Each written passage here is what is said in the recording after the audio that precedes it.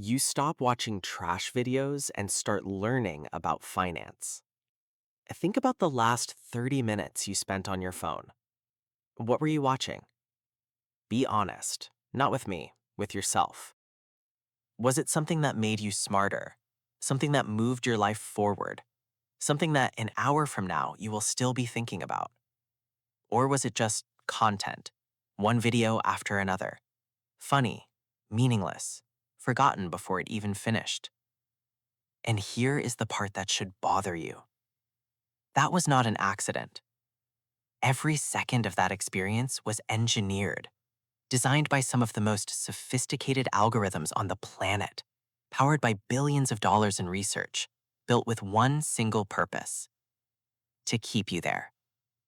Not to inform you, not to grow you, not to help you build anything. Just to keep your eyes on the screen for one more second, and then one more, and then another. And while you were watching, someone else was learning. Someone the same age as you, with the same phone, the same apps, the same 24 hours. But they made a different choice.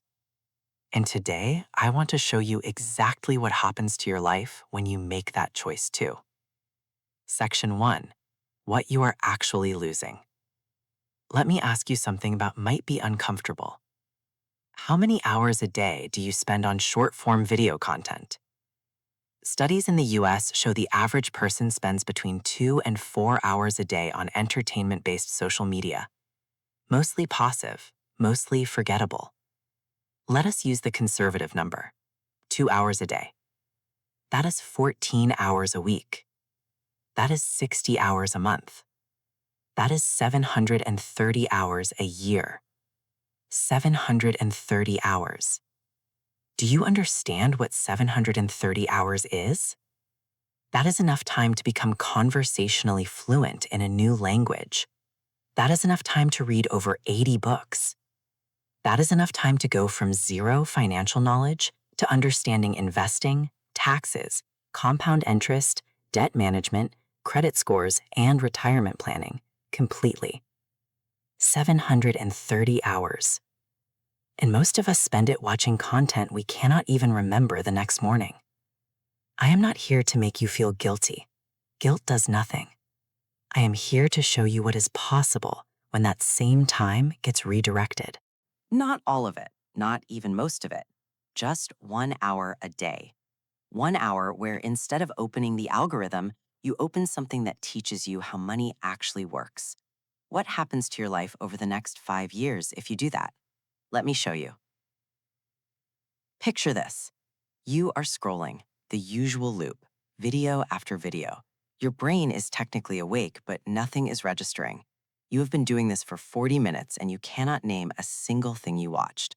And then something small happens. Maybe it is a video that gets past your guard. Maybe it is a comment that says something real. Maybe someone you respect mentions a book or a concept, and something in you shifts, just slightly. And for the first time in a long time, you are curious. Not about drama, not about someone else's life, about yours. You type something into the search bar that you have never typed before. How does compound interest work?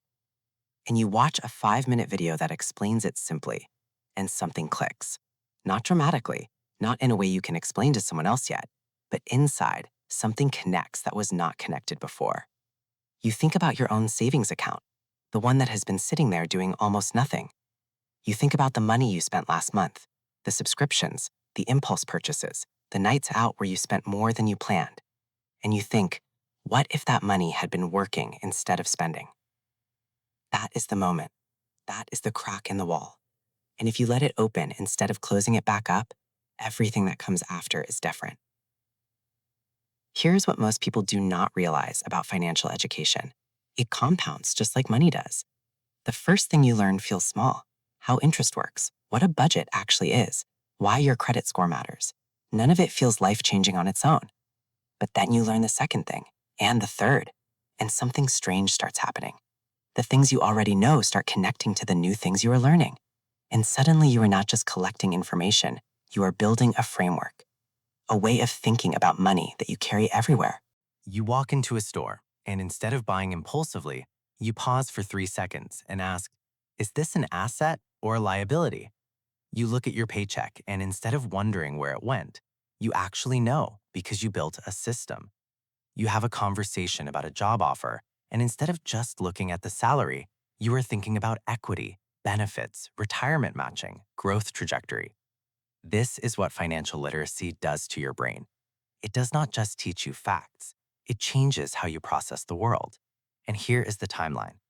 Month 1, you learn the basics: budgeting, emergency funds, how interest works, what debt actually costs you. By the end of month 1, you have more practical financial knowledge than most adults in America. That is not an exaggeration. Financial literacy rates in the US are genuinely low. Most people are operating with incomplete or incorrect mental models about money. Month 3, you understand investing, index funds, diversification, the difference between saving and investing, why time in the market beats timing the market. You open a brokerage account. You make your first investment. It does not matter how small. The act of starting is everything. Month 6, you have a system. Money comes in, gets allocated automatically. Bills are paid, savings are happening, investments are growing. You have stopped feeling anxious every time your bank account crosses a certain number because you know where everything is and why. Year 1, you look back at who you were 12 months ago, and you do not recognize that version of yourself, not because you are rich, you might not be it, but because you are no longer lost. You have a plan, you understand the plan, you trust the plan. And the person who spent those same 12 months watching content they cannot remember, they are exactly where they were, just 12 months older. Section 4, the real cost of financial ignorance. I want to be direct with you for a moment, not in a way that is meant to scare you, in a way that is meant to wake you up, because the cost of not learning this is not abstract. It shows up in your life in very specific, very painful ways. It shows up when you are 35 and you realize you have never invested a single dollar and you are starting from zero, while your peers who started at 25 already have a decade of compounding behind them. It shows up in the high interest debt you carry, because nobody taught you that a 24% APR credit card is one of the most expensive financial products in existence. It shows up when you get a raise and somehow still feel broke the next month because lifestyle inflation consumed everything before you even noticed. It shows up in the retirement account you never opened because it felt complicated, and 10 years pass, and then 20, and suddenly you are doing math that does not work in your favor. None of these are character flaws. None of these make you a bad person. They are information gaps, and information gaps can be closed, but they cannot close themselves. The algorithm will never teach you this. It does not benefit from you understanding compound interest. It does not benefit from you having a budget. It does not benefit from you being financially free. It benefits from you staying distracted. And you are choosing something different right now. I want to make this concrete for you because it is not about becoming a finance expert. It is about small daily decisions that compound over time. You wake up. Instead of the first 20 minutes going to social media, you spend 10 minutes reading one article about personal finance or listening to one short podcast episode about money. You are not studying. You are just feeding your brain a different input first thing in the morning. At lunch, instead of scrolling, you spend 5 minutes reviewing your weekly spending tracker. You are not judging yourself, just looking, just knowing. Because what you measure, you understand, and what you understand, you can improve.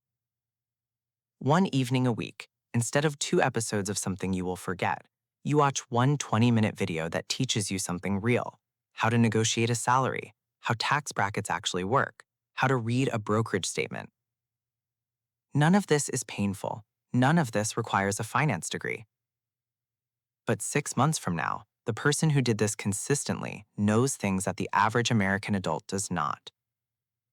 And that knowledge is not just abstract, it is practical, it is applied. It shows up in your bank account, in your credit score, in your investment portfolio, in the conversations you have about money without anxiety, in the way you sleep at night. Because financial stress is one of the most common and most destructive forms of stress in American life, and most of it comes not from a lack of income, but from a lack of understanding. You cannot manage what you do not understand.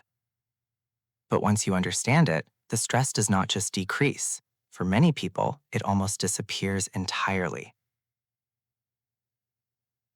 I want to leave you with something simple.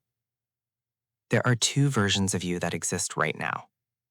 Version 1 continues the same loop, opens the same apps, watches the same content, wakes up 5 years from now in roughly the same financial situation, maybe slightly worse, definitely more frustrated. Version 2 makes a small shift, not a dramatic one, not a lifestyle overhaul, just 1 hour a day redirected toward learning how money works. Version 2, 5 years from now, has a paid off emergency fund, a growing investment portfolio, no high interest debt, a clear retirement plan, and the quiet confidence that comes from knowing you understand your own financial life. Both of those people start from the same place. Right here, right now, with the phone in their hand. The only difference is what they choose to do with the next hour. And here's what I want to say to you directly. You already made a different choice today. You watched this instead of the other thing. That matters. That counts. The question now is what you do with that momentum. So I have one ask. Pick one thing, not 5, not a whole new routine, just one. Maybe it is opening a budgeting app tonight. Maybe it is watching one video about index funds this week. Maybe it is checking your credit score for the first time. Maybe it is just reading one article about compound interest before you go to sleep. One thing. And then come back, because this channel exists for exactly this. Every week, one piece of financial knowledge, made simple, made real, made useful for people who are done drifting and ready to build something. Drop a comment right now. Tell me what the one thing is that you are going to do this week. Write it down, make it real. And if this video hit something in you, if you felt that shift, share it with one person who needs it. Because financial literacy is not just a personal upgrade, it's something you can pass on. See you next week.